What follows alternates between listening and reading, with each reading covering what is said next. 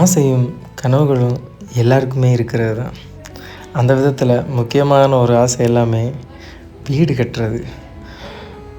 வாழ்க்கையில் சொந்தமாக ஒரு வீடு கட்டி அந்த வீட்டுக்குள்ளே சந்தோஷமாக கால் எடுத்து வச்சு குடியேறி போகிறது, அது உண்மையாகவே ஒரு பெரிய லட்சியம்.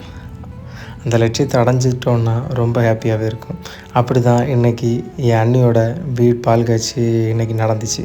அங்கே நாங்களும் போனது மட்டும் இல்லை, அந்த வீடு உண்மையாகவே அவங்க அத்தனை வருஷ கஷ்டத்துக்கான ஒரு வீடு அவங்க போட்டிருந்தாங்க.